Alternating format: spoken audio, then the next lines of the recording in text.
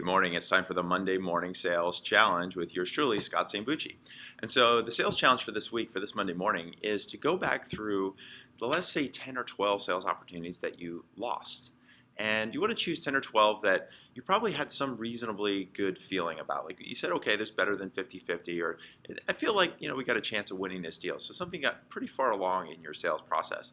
And what you want to do is kind of break down every little piece of that sales process. What you're looking for here are variables. You're looking for everything from what was the source of that lead. So was it a referral? Was it an inbound? Somebody that found you on social media? Was it a conference? Was it an event? Like, what was the source, right? See if you can find some patterns in those 10 or 12 as to what the source was. Another area that you want to look at is the early qualification process. So as you were qualifying that sales opportunity, did you follow through with your real qualification strategy, or did you get too excited and try to get into the sales process too quickly before identifying whether or not the person you're dealing with had budget, authority, need, and timing?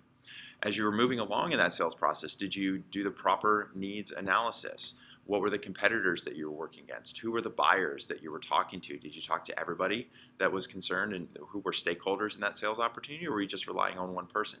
So what you're doing ultimately is looking at a number of different factors across that sales opportunity, and what we're looking for here are patterns, so that we can, in a lot of ways, look for places where we might be blind. We might have a blind spot in our sales process. Or we might get into a little bit of a rut where, and I know I've done this, where you get into a nice little groove, you close 3 or 4 or 5 deals in a row, and you feel like, okay, things are moving well, and then you forget to do some of the key fundamental things, or you start to look for keeping that momentum, and maybe you're pulling people through the sales process that aren't ready to go through the sales process. And so when it comes time to make that buying decision, they choose not to go with you, or worse, they just go dark entirely.